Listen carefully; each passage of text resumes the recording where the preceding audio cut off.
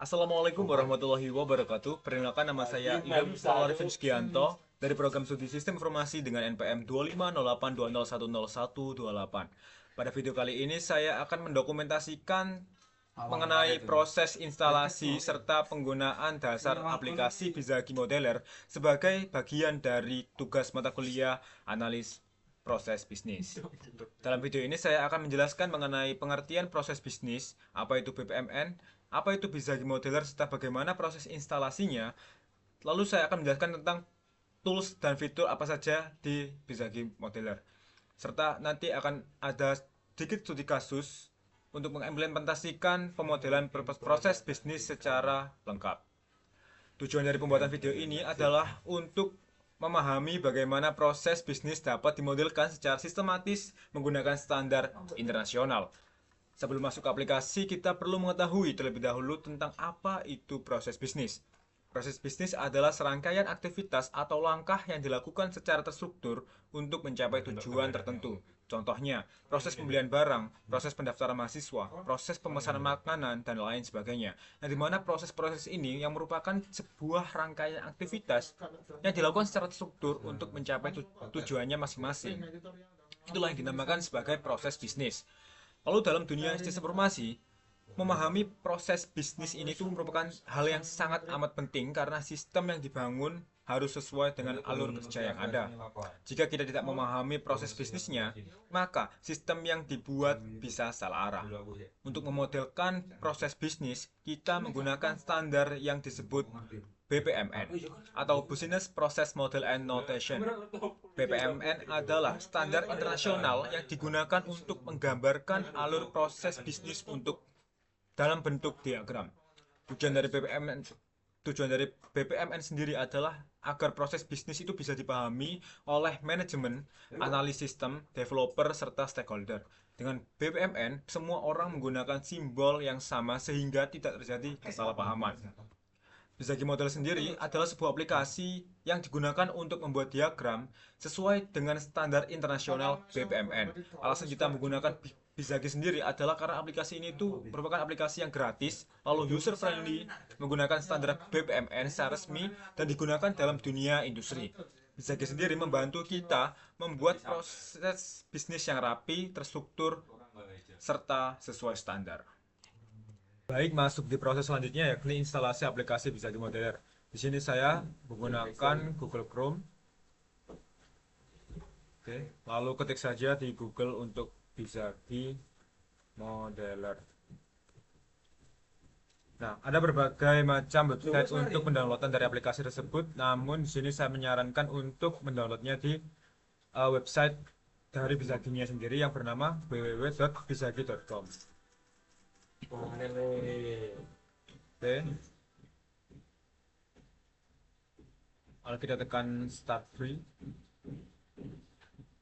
Baik, sebelum di-download sini ada berbagai macam tahapan seperti pembuatan akun terlebih dahulu.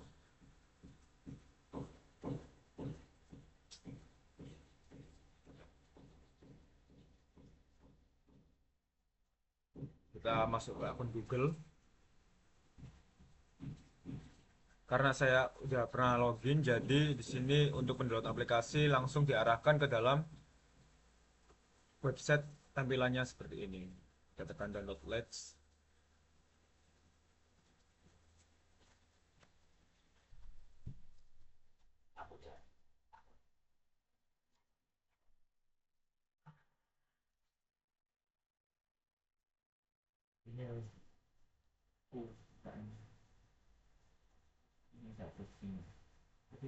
Baik, download.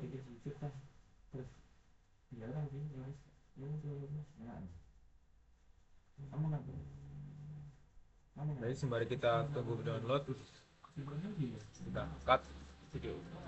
Baik, di sini karena instalasinya sudah berhasil diinstal, maka kita langsung setup saja untuk aplikasinya.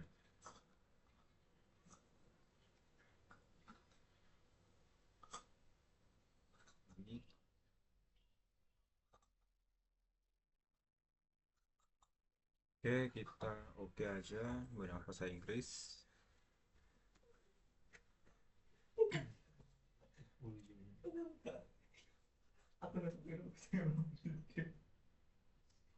Oke, kita continue dan next, accept, terus next. Oh, ini kita tidak usah centang saja, langsung kita next aja, dan next kembali dan install.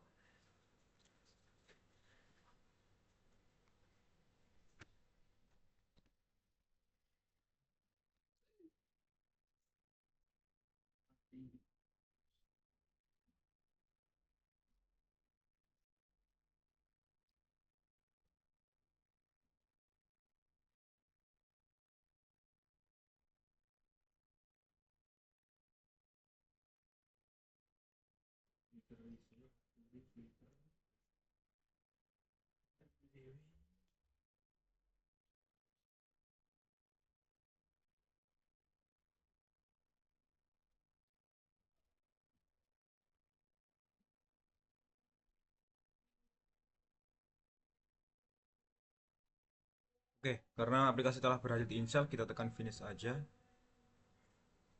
Lalu untuk persiapan masuk ke aplikasi Bizagi modelernya. Baik, bisa kita lihat di sini, ini adalah aplikasi dari si Bizagi modeler. Lalu kita akan masuk untuk membuat studi kasusnya.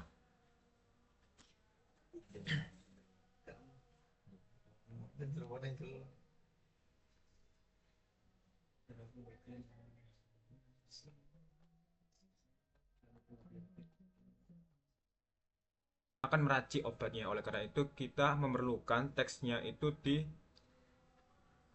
arah apoteker. Oke. Karena ini besaran, kita kecilkan terlebih dahulu, lalu kita ketik meracik obat. Baik, nice. Oke, setelah diracik obat oleh apoteker, tentunya tahapan selanjutnya adalah untuk menghitung rincian biaya. Menghitung rincian biaya yang dilakukan oleh kasir. Nah, kalau itu kita butuh kotak selanjutnya ini di bagian kasir. Oke, kita kecilkan. Hitung rincian biaya. Karena ini kurang besar, kita panjangkan saja. Baik, untuk tahapan selanjutnya adalah pelunasan dari biaya obat itu sendiri, yang tentunya setelah dihitung oleh kasir, pelunasannya itu kan pastinya kembali lagi kepada konsumen. Oleh karena itu kita membutuhkan teksnya itu kembali lagi ke konsumen. Seperti itu. Karena kebesaran ini kita kecilkan lagi. Lalu kita ketik di sini untuk pelunasan biaya obat. Baik. Setelah dirasa biaya obat itu dilunasi oleh si konsumen, maka tentunya konsumen akan mengambil obatnya kembali. Maaf, maksudnya setelah biaya itu dilunasi, maka konsumen pastinya akan menerima seperti struk untuk pembiayaan itu sendiri. Oleh karena itu kita membutuhkan teks ini lagi ke arah si kasir untuk penerimaan biaya.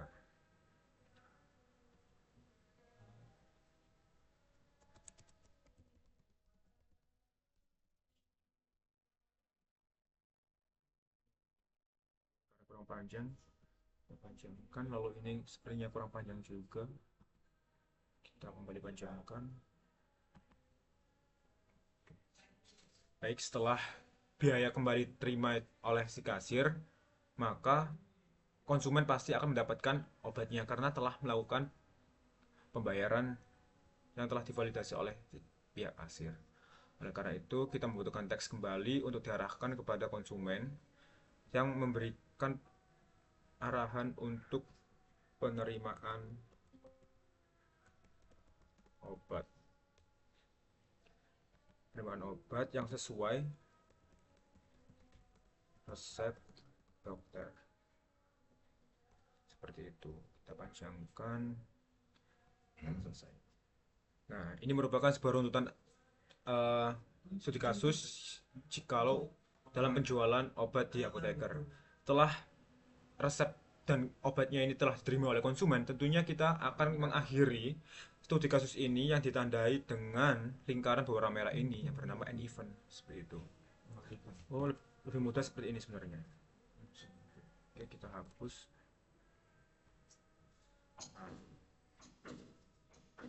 Ini dihapus saja, baik.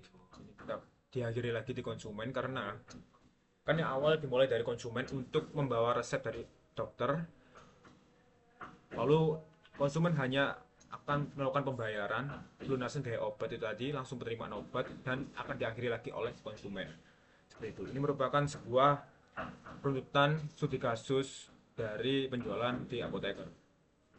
Namun bisa kita lihat ada berbagai macam diagram di sebelah kiri ini yang memiliki fungsinya masing-masing. Seperti yang kita ketahui, untuk yang hijau ini itu berfungsi untuk memulai dari studi kasus kita, start event. Lalu untuk yang teks ini itu berisi tentang proses-proses kita. Seperti yang kita ketahui, untuk proses-prosesnya itu ditandai dengan kotak berwarna biru ini. Lalu untuk jajar genjang ini yang bernama gateway ini merupakan decision atau pilihan. Karena jika kita membuat sebuah studi kasus, akan ada sebuah pilihan yang membuat kita itu mengharuskan pilihan antara melakukan pekerjaan A atau B. Oleh karena itu kita membutuhkan yang namanya gateway ini.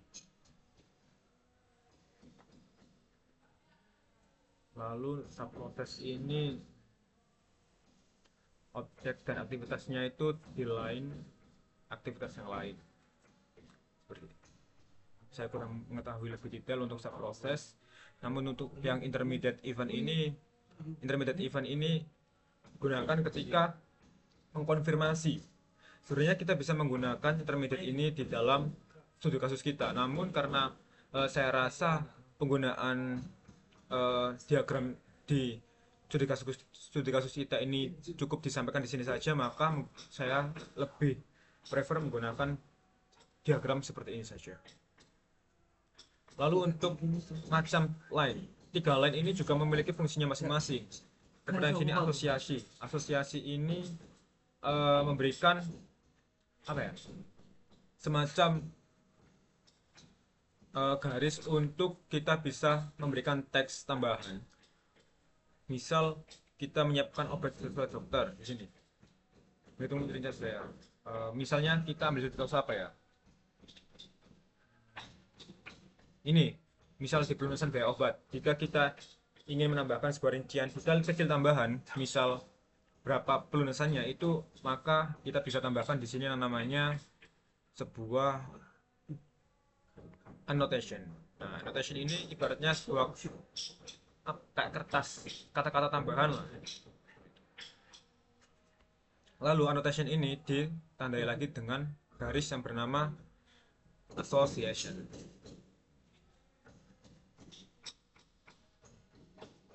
Nah, kita bisa menambahkan ini pelunasan obat sebesar, misal kita patok harga 50.000 lah. Nah, ini sebesar 50.000. Kita ambil perumpamaan seperti itu.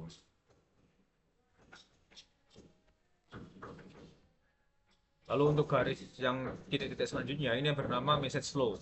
Message flow ini sendiri itu yang akan menjadi penghubung antar entitas satu dan entitas yang lain. Karena seperti yang kita ketahui, penjualan obat di apoteker ini kan merupakan sebuah entitas gitu. Dan asisten, kasir, apoteker, dan konsumen ini kan sebuah atribut maupun sebuah aktor yang menjadi bawahan dari si entitas itu. Dan jika kita membuat sebuah entitas lain, seperti andai kata misal bank untuk menerima, misalkan kita membuat studi kasus kecil lah, bank. Nah, ini tuh bisa dihubungkan antara penjualan obat di apoteker ini. Misal kita akan menabung di bank, kan kita harus membuat entitas lain kan yang bernama bank. Itu bisa dihubungkan bernama message flow.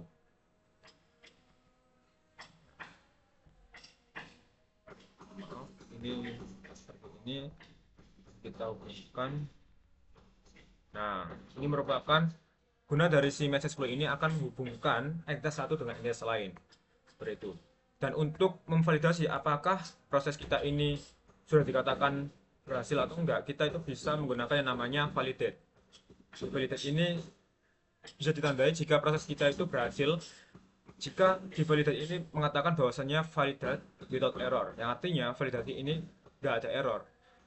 Karena jika kita membuat permisalan jika ini itu error, maka validate-nya akan memberikan pengetahuan tentang error message were found, dan akan dikasih tahu errornya itu di bagian mananya. Jika kita klik ini, nah kita ketahui salahnya di sini karena ini tidak menempel. Seperti itu. Jika kita tempelkan kembali, nah without error, ini dikatakan program ini telah berhasil. Seperti itu. Itu merupakan sebuah kelebihan dari aplikasi Bizagi Modeler. Lalu untuk kelebihan selanjutnya adalah kita bisa mempublish diagram kita ini di Word, PDF, Excel, Web, atau SharePoint, dan Wiki.